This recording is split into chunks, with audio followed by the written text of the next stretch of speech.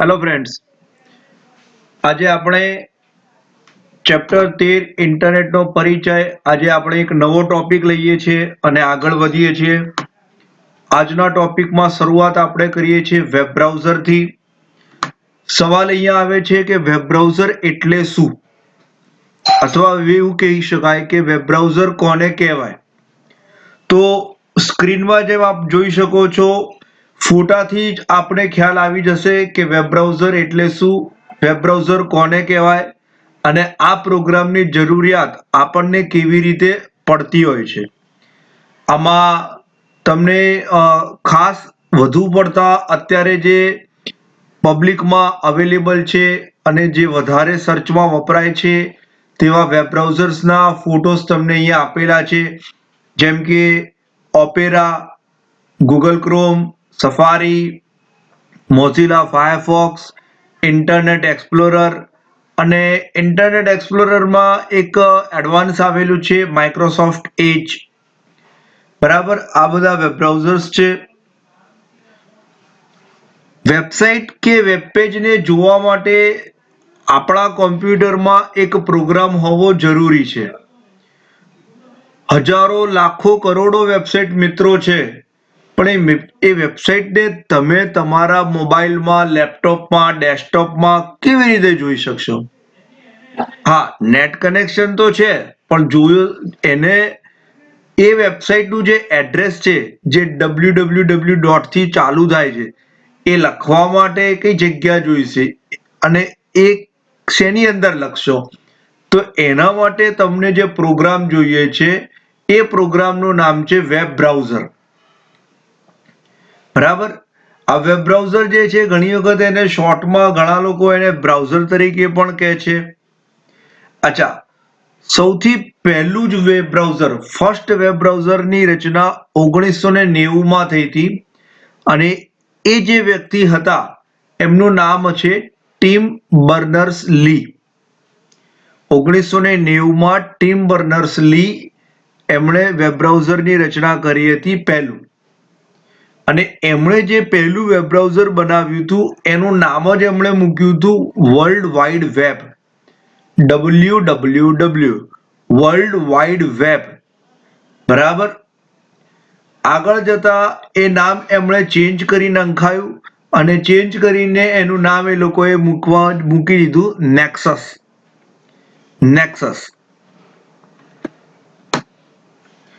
કોઈ પણ વેબસાઇટને web browser ઓળખશે કેવી રીતે? હવે આ ઓળખનો સવાલ આવ્યો છે તો એ વસ્તુ તમને જણાવી દઉં, જે પહેલા પણ આપને જણાવેલું હતું કે સિસ્ટમ જે છે એ બધું બાઇનરીમાં સમજે છે અને આપણી જે લેંગ્વેજ જે છે એ ઇંગ્લિશ છે, હિન્દી છે, ગુજરાતી છે. બરાબર, તો દરેક વેબસાઇટને એક એડ્રેસ આપવામાં આવે છે અને એ એડ્રેસનું નામ છે આઈપી એડ્રેસ.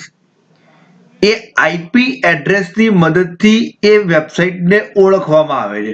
જેમ કે કોઈ પણ સ્ટુડન્ટ હોય તો એ સ્ટુડન્ટની પાક્કી ઓળખાણ કેવી રીતે થાય કે એક્ઝેક્ટ આ જ સ્ટુડન્ટ છે, તો એનો જે સ્કૂલમાં એનો જીઆર નંબર બોલાતો હોય, એ જીઆર નંબર એની ઓળખ છે. એવી જ રીતે વેબસાઇટની ઓળખ છે અહીંયા એ આઈપી એડ્રેસ.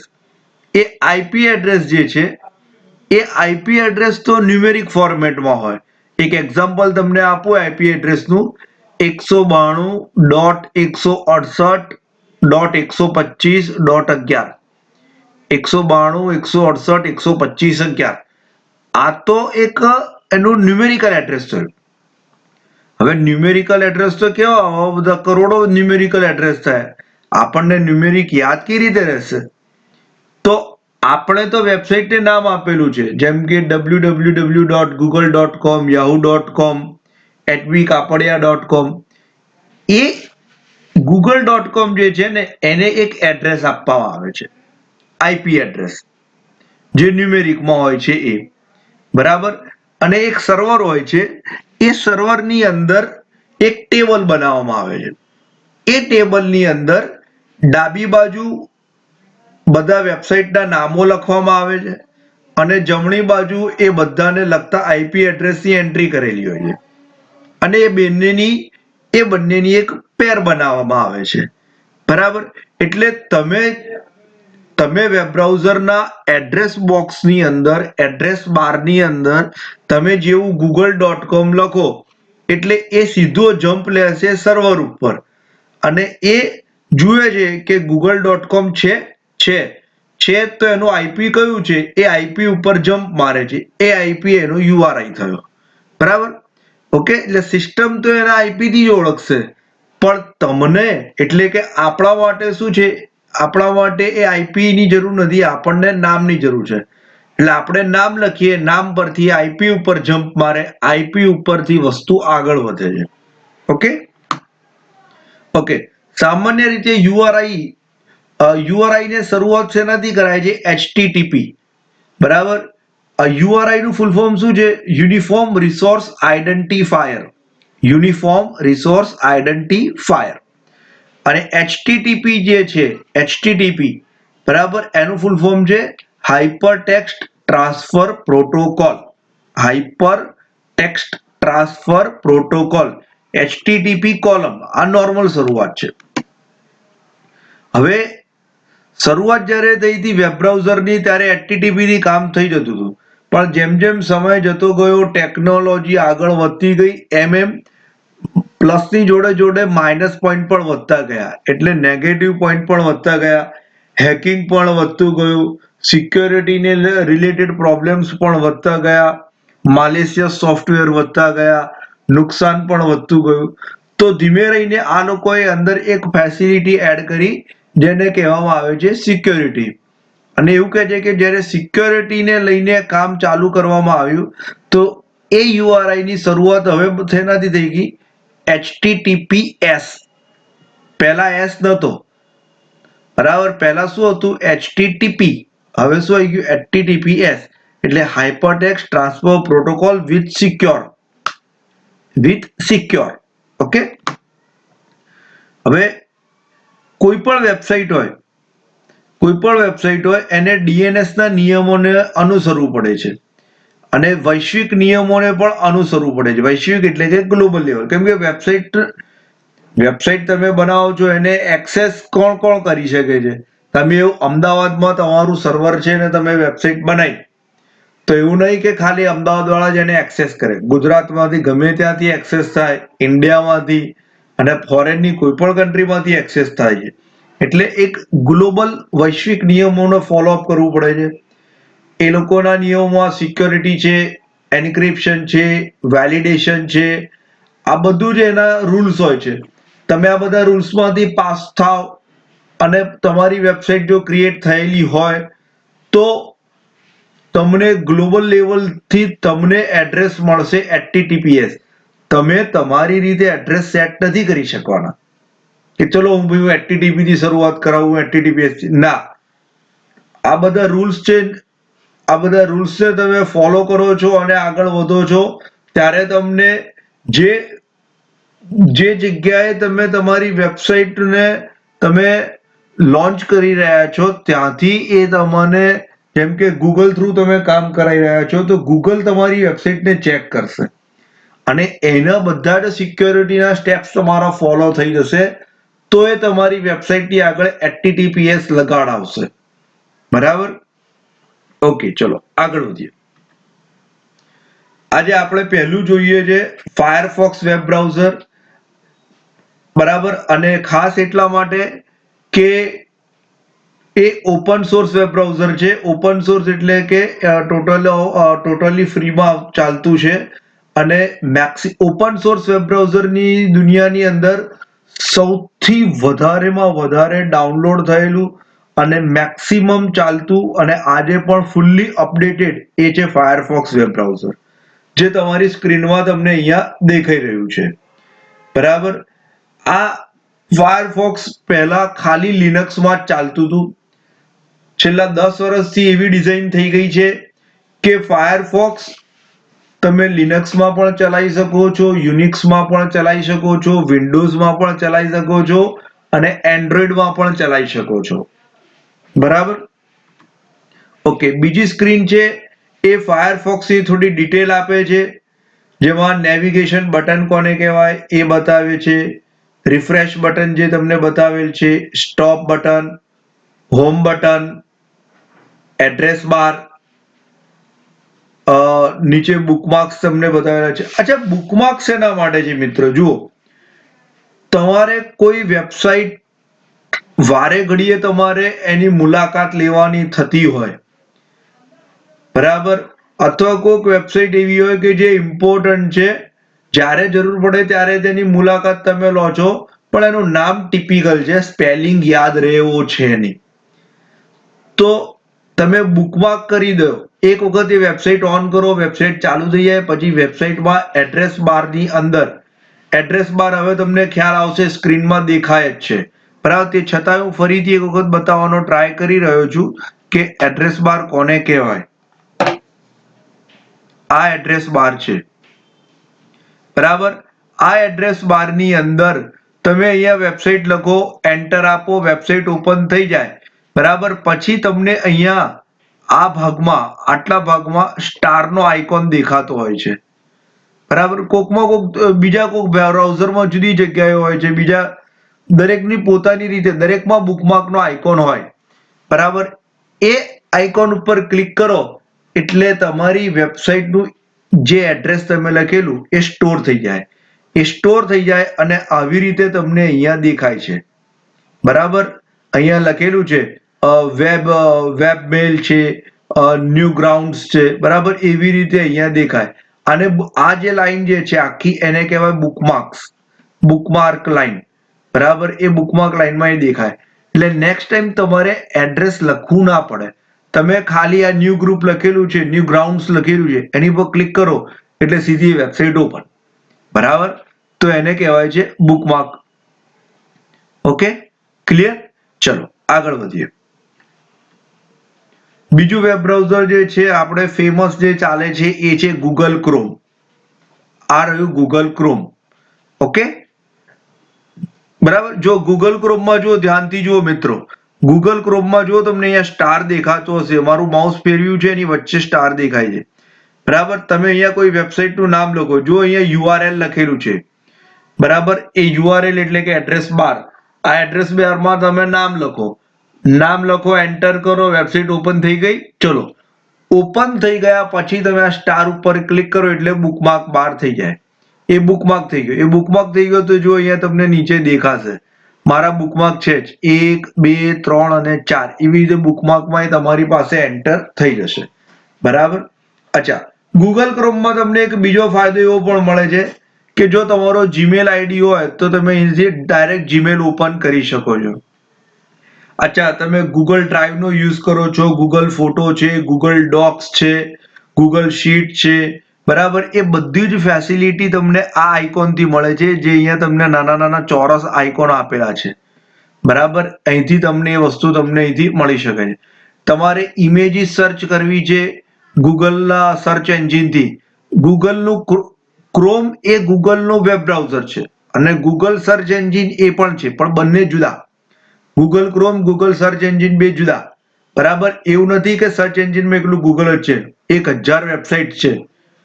સર્ચ એન્જિન તરીકે 1000 વેબસાઇટની નોંધણી છે.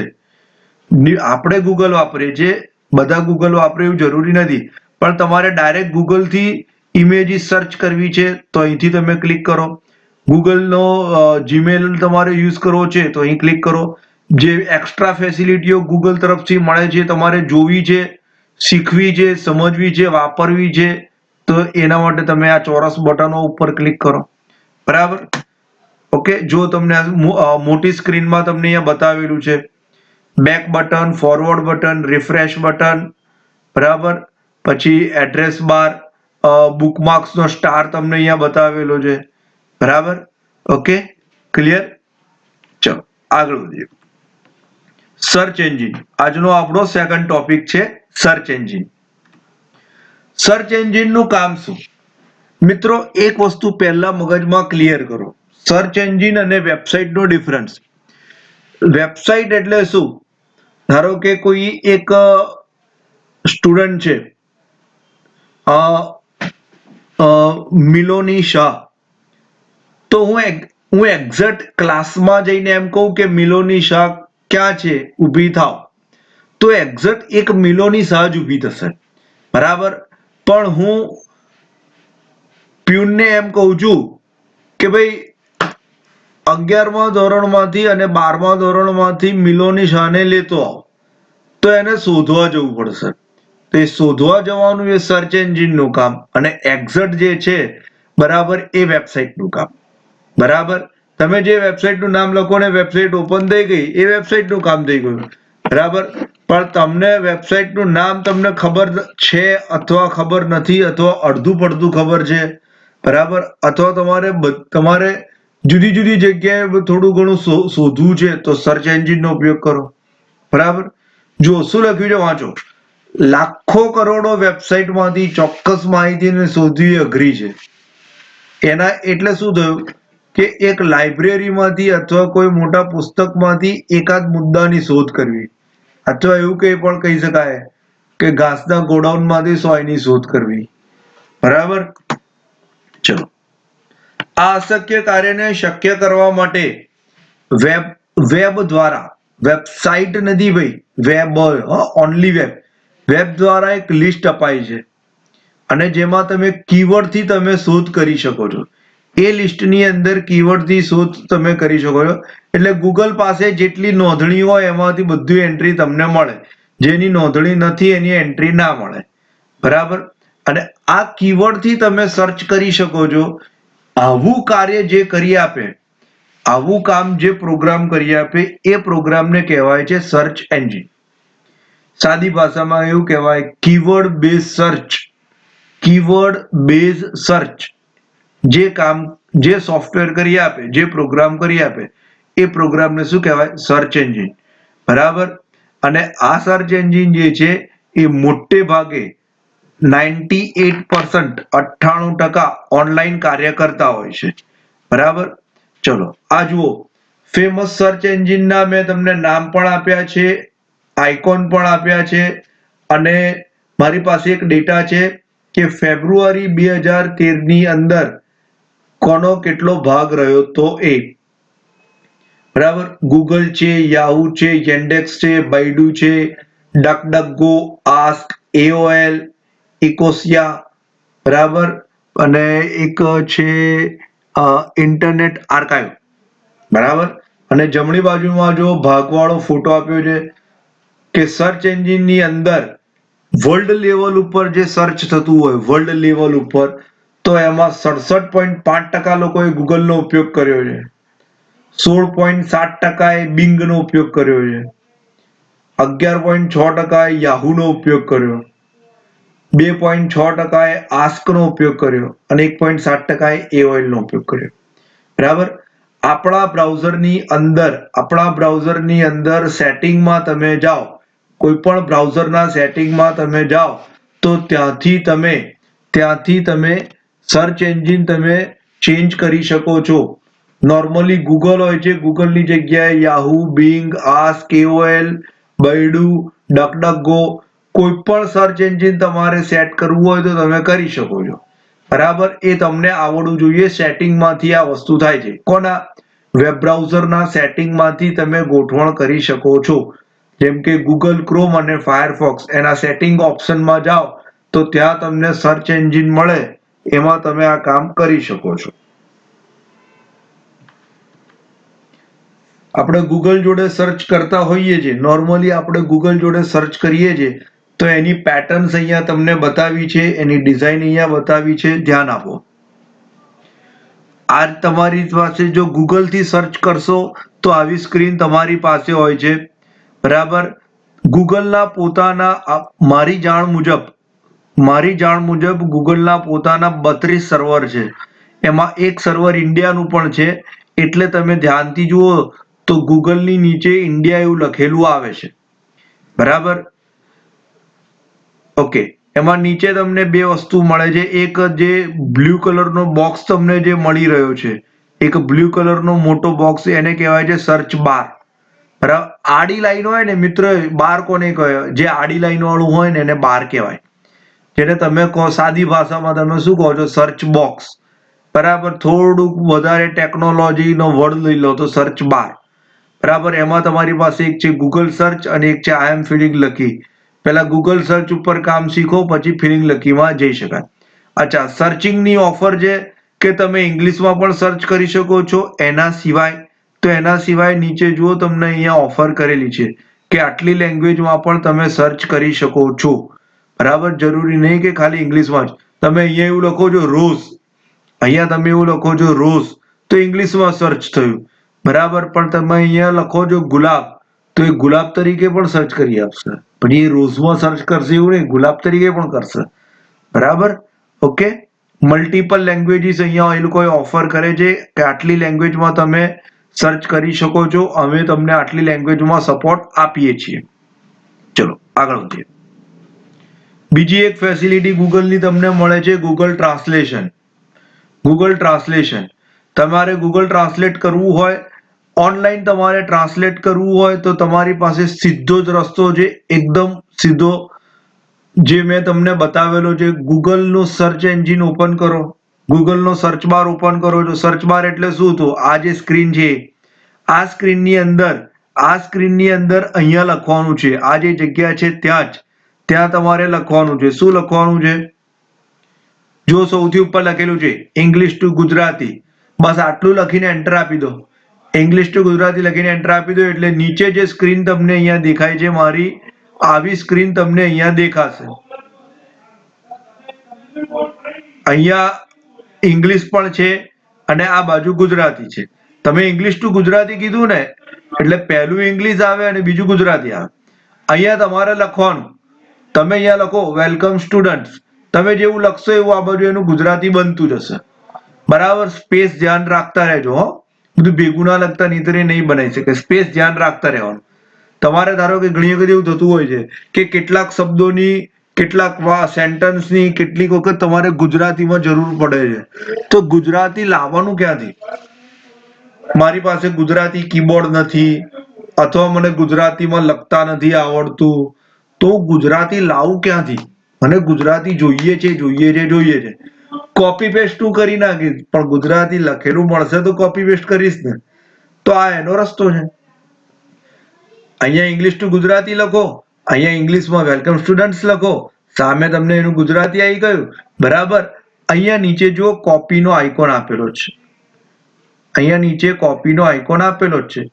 એ કોપીના આઇકોન પર ક્લિક કરો. વર્ડમાં, નોટપેડમાં જ્યાં પેસ્ટ કરવાનું હોય ત્યાં જઈને પેસ્ટનો શોર્ટકટ આપી દો. શું છે પેસ્ટનો શોર્ટકટ? Control V. બરાબર. અચ્છા, જે લખેલું છે તમારે સાંભળવું છે. બરાબર, ઇંગ્લિશમાં સાંભળવું છે તો આ માઇકનો આઇકોન છે એની પર ક્લિક કરો, સ્પીકર આઇકોન પર. ગુજરાતીમાં સાંભળવું છે તો આ સ્પીકર આઇકોન પર ક્લિક કરો. બરાબર, તમે આ રીતે પણ તમે કરી શકો છો, ઇંગ્લિશ ટુ ગુજરાતી વાળી વસ્તુ. બરાબર, એ ગૂગલની ટ્રાન્સલેશન સર્વિસ તમને સરસ મળી રહી છે. બીજી ગૂગલની સર્વિસ શું છે તમારી પાસે? Advance search. સર્ચ તો કરો જ છો, જેમ કે જો મેં અહીંયા સ્વાગત આવું ગુજરાતીમાં લખ્યું છે. બરાબર, આ કેવી રીતે મેં લખ્યું હશે? હા, મારે આવું લખવું હતું, મારે સ્વાગત લખવું હતું. સ્વાગત આવું ગુજરાતીમાં જ શોધવું હતું, વેલકમ નહોતું શોધવું, મારે શું શોધવું હતું? સ્વાગત. બરાબર, તો મેં અહીંયા લખી નાખ્યું વેલકમ, તો એને સ્વાગત આપ્યું, એને સિલેક્ટ કર્યો. અહીંથી સિલેક્ટ કરીને કોપી કરો અથવા કોપી પર ક્લિક કરો અને અહીંયા આ સર્ચ બારની અંદર ક્લિક કરીને કંટ્રોલ V એટલે પેસ્ટ કરો. તો આ સ્વાગત લખ્યું તો જો નીચે તરત જ આવી ગયું છે. બરાબર, એને સર્ચ કર્યું, જો અહીંયા ઓપ્શન આપેલો છે ઓલમાં એને સર્ચ કર્યું અને જો તરત સ્વાગત આવી ગયું. બરાબર, ઓકે. બીજી એક વસ્તુ જો, તમે કેટલી વસ્તુ સર્ચ કરી શકો છો. ઓલ કરશો તો બધું જ આવશે. આ બધામાં શું છે? પહેલો સવાલ એ થાય કે સાહેબ બધામાં શું આવે? તો બધામાં જુઓ મેપ પણ આવી જાય. જેમ કે તમે સ્વાગતની જગ્યાએ તમે અહીંયા લખો ભારત અથવા ઇંગ્લિશમાં લખો છો ઇન્ડિયા. બરાબર, તો એમાં મેપ પણ આવે, ઇમેજ પણ આવે, શોપિંગ પણ આવે અને એના સિવાયની જે બધી વસ્તુઓ છે મોર તરીકે છે એ પણ છે. એટલે મેપની અંદર જો ક્યાંક ભારત લખેલું હોય તો મેપ બતાવે. કોઈ વિડીયો તમે બી બનાવી હોય એના ટાઇટલમાં તમે ભારત આપેલું હોય મેરા ભારત મહાન એમ કરીને તમે વિડીયો બનાવીને મૂકેલી છે અહીંયા નેટ ઉપર, તો એ વિડીયો પણ આવી ગઈ, કેમ કે એમાં ભારત શબ્દ છે. બરાબર. કોઈ ભારત નામના ફોટા બનાવેલા છે, ભારતના નકશા છે, જેના ટાઇટલમાં જ ભારત લખેલું છે, તો ઇમેજ તરીકે આવી જાય. બરાબર. શોપિંગની અંદર કોઈક વસ્તુ છે એની અંદર એવું નીચે એવું લખેલું છે, ભારતમાં નિર્મિત, ભારતમાં બનાવેલ, ભારત માટે બનાવેલ, અથવા કોઈ વર્ડ કંઈક બીજો કોઈ ભારત જેવો શબ્દ છે, તો એ પણ બધું લઈ લેશે. આ થયું ઓલ. અચ્છા, બીજી એક વસ્તુ તમને અહીંયા આપેલી છે, એ જુઓ, સેટિંગ અને ટૂલ્સ. સેટિંગ અને ટૂલ્સ. તમે સેટિંગમાં જાઓ છો, તમારી પાસે આ વસ્તુ ખુલે છે. સેટિંગમાં જાઓ છો તો આ ઓપ્શન ખુલે છે. આ ઓપ્શનની અંદર તમારી પાસે અહીંયા આવે છે લેંગ્વેજ. તમારે લેંગ્વેજ ચેન્જ કરવી હોય તમે કરી શકો છો. બરાબર. અને આજે આપણે જેના પર જવાના છે એ આ વસ્તુ છે એડવાન્સ સર્ચ. મેં અહીંયા ટોપિક હાઇલાઇટ જ કરેલો છે, એ જ વસ્તુ અહીંયા છે એડવાન્સ સર્ચ. ક્યાંથી મળશે ફરીથી કહી દઉં. કોઈ પણ એક શબ્દ અહીંયા લખી નાખો, કશું ના મળે તો રોઝ લખી નાખો, રોઝ, ROS, રોઝ, ગુલાબ, રોઝ લખો, એન્ટર કરો. જે સ્ક્રીન આવતી આવવા દો. સેટિંગમાં જાઓ અને અહીંયા એડવાન્સ સર્ચમાં જાઓ. બરાબર. ચલો, એડવાન્સ સર્ચમાં જશો, શું થશે જોઈ લો. એડવાન્સ સર્ચમાં જશો એટલે આવી સ્ક્રીન ખુલશે. બરાબર. એની અંદર તમારી પાસે અહીંયા ઓપ્શન આપ્યા છે કે ભાઈ બધા વર્ડ પ્રમાણે કામ કરવું છે, એક્ઝેક્ટ વર્ડ પ્રમાણે કામ કરવું છે. બરાબર. એ બધી વસ્તુઓ તમને અહીંયા આપે છે. ચલો આગળ વધીએ. આ એડવાન્સ સર્ચનો બીજો ભાગ. એડવાન્સ સર્ચનો જે હતું, આ એડવાન્સ સર્ચનો પહેલો ભાગ, આ બીજો ભાગ. કઈ લેંગ્વેજમાં તમારે શોધવું છે એ સિલેક્ટ કરો, કયા રિજનમાં શોધવું છે એ સિલેક્ટ કરો. બરાબર. કયા ટાઈમની ફાઇલ છે. સમજો કે મેં એવું કીધું કે મારે એક ફાઇલ એવી શોધવી છે કે જેની અંદર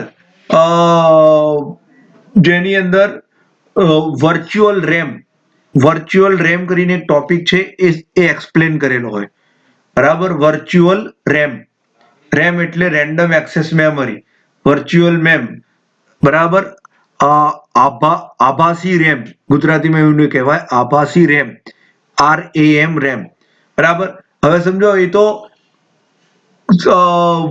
દુનિયાની અંદર મેં સર્ચ કર્યું ને તો મને એવું મળ્યું કે વર્ચ્યુઅલ રેમ ના નામે એક્સપ્લેન થતી હોય એવી 500 વિડીયો છે. 500, જે ગુજરાતી છે, હિન્દી છે, ઇંગ્લિશ છે, મરાઠી, જાપાનીઝ, રશિયન, તુર્કી, ચાઇનીઝ. બરાબર. હવે તો મારે જો ખાલી ગુજરાતી જ લેંગ્વેજ લેવી છે કે ઇંગ્લિશ જ લેંગ્વેજ લેવી છે તો અહીંથી હું લઈ શકું છું. આ એડવાન્સ સર્ચની અંદર જ છે ભાઈ. એડવાન્સ સર્ચમાં જાઓ એટલે તમને આ વસ્તુ મળશે જ. બરાબર. અહીંથી લેંગ્વેજ લઈ લો. બરાબર. પછી ધારો કે કોઈ ધાર્મિક વસ્તુ હોય અને અથવા કોઈ ધારો કે મારે એવું કરવું હોય ખાલી ઇન્ડિયામાં જ કોઈ ઇન્ડિયાના પર્સનોએ જે એક્સપ્લેનેશન કરેલું હોય એ જ મારે શોધવું છે, તો એ રીજન છે. ધાર્મિક એટલે અહીંયા રીજન એટલે ધાર્મિક ના લેતા, રીજન એટલે કન્ટ્રી છે. કન્ટ્રી કે ભાઈ ઇન્ડિયાની વિડીયો લેવી છે, ઇંગ્લિશમાં સમજાવેલી ઇન્ડિયાની વિડીયો અથવા ગુજરાતીમાં સમજાવેલી ઇન્ડિયાની વિડીયો. અચ્છા, લાસ્ટ અપડેટ એટલે કોઈક વિડીયો 5 વર્ષ પહેલાની પણ હોય, કોઈક 2 વર્ષ પહેલાની હોય, કોઈ મહિના પહેલાની હોય, કોઈ 10 દિવસ પહેલાની. મને તો એવું જોઈએ છે કે 15 દિવસ પહેલા જ કોઈએ અપડેટ કરી હોય ને તો એ જોવી છે, તો અહીંથી અપડેશન પણ તમે લઈ શકો છો. 15 દિવસ, 1 મહિનો, 1.5 મહિનો, 2 મહિનો, વર્ષ, 2 વર્ષ, 5 વર્ષ, 10 વર્ષ, એ વસ્તુ છે. બરાબર. ઓકે, ક્લિયર થાય છે. અચ્છા, વિડીયો પાવર પોઈન્ટમાં પણ હોઈ શકે, પીડીએફમાં પણ હોઈ શકે, MP4માં પણ હોઈ શકે, અથવા ઓડિયો પણ હોઈ શકે છે, MP3. બરાબર. તો તમે નક્કી કરો તમારે શું જોઈએ છે. પાવર પોઈન્ટ જોઈએ છે તો આ ફોર્મેટ જે છે, ફોર્મેટ, એમાંથી પાવર પોઈન્ટ સિલેક્ટ કરો. VLC પ્લેયરમાં ઓપન થાય અથવા યુટ્યુબમાં ઓપન થાય એવી જોઈએ છે તો અહીંયા MP4 સિલેક્ટ કરો. ઓડિયો જોઈએ છે તો MP3 સિલેક્ટ કરો. મીન્સ તમે અહીંયા પ્રોપર્સ પણ એ ફોર્મેટ પણ સિલેક્ટ કરી શકો છો. બરાબર. બરાબર. અને છેલ્લે એડવાન્સ સર્ચનો આ બટન છે, એની પર ક્લિક કરો તો આપણી એવી વસ્તુ છે. હું ફરીથી તમને કહું, ટોપિક શું છે? Virtual RAM, RAM. બરાબર. ટોટલ મને બતાવવામાં આવી કેટલી? 500 વિડીયો, 500. બરાબર. હું અહીંથી લઉં છું હિન્દી. અહીંયા લઉં છું ઇન્ડિયા, અહીંયા લઉં છું 1 મહિનો, એટલે આટલું લીધું ને તો 500 ની સીધી 10 જ વિડીયો થઈ ગઈ, સીધી 10. બરાબર. પછી અહીંયા છેલ્લે અહીંયા આવી ગયો ફાઇલ ટાઈપ, અને ત્યાં જઈને મેં કરી MP4, તો 10 ની સીધી 3 વિડીયો. એટલે મારે જે જોઈતી હોય એમાં એ ઓટોમેટિક બધું ફિલ્ટર થઈ ગયું. ફિલ્ટર થઈને મને ખાલી 3 વિડીયો મને મળી, એ 3 વિડીયો મારે પર 3 વિડીયોમાં મારું કામ થઈ જાય. બરાબર. ઓકે. છેલ્લે એડવાન્સ સર્ચ બટન પર ક્લિક કરો એટલે સર્ચ આપી જશે. બરાબર. કોઈક વખત ટ્રાય કરજો, કામ થશે. અચ્છા, ગૂગલના વર્લ્ડ લેવલ પર લગભગ 25 થી 30 પ્રોજેક્ટ છે. એમાંથી એકદમ ફેમસ હોય અને સારી એવી રીતે કન્ડિશનમાં ચાલતું હોય એવા પ્રોજેક્ટ વિશે અહીંયા તમને માહિતી આપું છું. તો એક પ્રોજેક્ટ છે ગૂગલ મેપ. અત્યારે આપણે બધા જ ગૂગલ મેપનો ઉપયોગ કરીએ છીએ. ચાઇના છે, રશિયા છે, એ લોકો પાસે એ લોકોના પોતાના જીપીએસ નેવિગેશન છે, એટલે એ લોકો એમનો ઉપયોગ કરે છે. ઇન્ડિયાનું પણ પોતાનું જીપીએસ નેવિગેશન છે ભાઈ. ઇન્ડિયાનું પોતાનું એક જીપીએસ નેવિગેશન છે, એનું નામ તમને અહીંયા હું તમને જણાવી દઉં. સર્ચ કરજો, મળી જશે. અત્યારે અંડર પ્રોસેસ છે, નાવિક. બરાબર. આ નામ છે, સર્ચ કરજો, ગૂગલ ઉપર મળશે. અત્યારે અંડર પ્રોસેસ છે, એની અંદર કામ ચાલુ છે. આ નાવિકની એક હિસ્ટ્રી એવી છે મિત્રો કે નાવિકનો આપણે ઉપયોગ કરવાનો કેમ ચાલુ થયો. તો તમને લોકોને યાદ હોય તો બોમ્બેમાં જે એટેક થયેલો, બોમ્બેમાં તાજ હોટલ ઉપર અને રેલવે સ્ટેશન ઉપર, બરાબર. અને એ જે એટેક થયેલો એમાં એક આતંકવાદી જીવતો પકડાયો હતો, કસાબ. બરાબર. અજમલ આમિર કસાબ. બરાબર. તો એ જે એટેક થયો હતો ને એ વખતે આપણે આતંકવાદીઓ જે હતા, જે ટેરરિસ્ટો, જે પાકિસ્તાનથી આવેલા ટેરરિસ્ટો હતા અને જે આપણા ત્યાં આવી ગયા હતા, હવે આપણે એ લોકોને ટ્રેસ ન કરી શકીએ, એના માટે એ લોકો બ્લેકબેરીનો ફોન યુઝ કરતા હતા. અને બ્લેકબેરીના ફોનને ટ્રેસ કરવા માટે પરમિશન જોઈએ. આપણે પરમિશન તો મળી ગઈ, પરમિશન તો ઓન ધ સ્પોટ મળી ગઈ, પણ આપણી પાસે એને ટ્રેસ કરવા માટે મેપની પરમિશન જોઈએ. અને એ મેપિંગ પરમિશન અમેરિકાએ આપણને એ વખતે ના પાડી દીધી કે અમે નહીં આપીએ. અમે તાત્કાલિક ધોરણે ઇમરજન્સીમાં એવી પરમિશન તમને નહીં આપીએ. એટલે આપણે એ લોકોને ટ્રેસ ના કરી શક્યા. બરાબર. અને એમાં આપણને ઘણું બધું નુકસાન થયું. આપણા ઘણા બધા જાબાજ, અનુભવી અને જોરદાર એવા શૌર્ય ચક્ર પામેલા ઓફિસરો શહીદ થઈ ગયા. બસ એની પછી આપણા જે ટેકનોલોજીનો જે ડિપાર્ટમેન્ટ હતો એ લોકોએ નક્કી કર્યું કે આપણે આપણું પોતાનું આવી નેવિગેશન એપ વિકસાવીએ, ડેવલપ કરીએ અને એને આપણે ઇન્ડિયામાં સેટઅપ કરીએ. અને એ સેટઅપના ફળરૂપે અત્યારે લોન્ચ થઈ ગઈ છે, અંડર ટેસ્ટિંગ લોન્ચ થઈ ગઈ છે. બરાબર. પછી પબ્લિકમાં હમણાં આવી જશે, ટૂંક સમયમાં આવી જશે. અને એનું નામ આપવામાં આવ્યું હતું નાવિક, NAVIC. સર્ચ કરજો, ગૂગલમાં મળી જશે. બીજી વસ્તુ તમારી પાસે અહીંયા છે ગૂગલ અર્થ. ઘણા બધા લોકોને ખ્યાલ છે, ના ખ્યાલ હોય તો નેટ ઉપર, લેપટોપ ઉપર અથવા ડેસ્કટોપ મશીન ઉપર જોજો, મોબાઈલ પર ના જોતા. પહેલા લેપટોપ પર, ડેસ્કટોપ પર જોજો.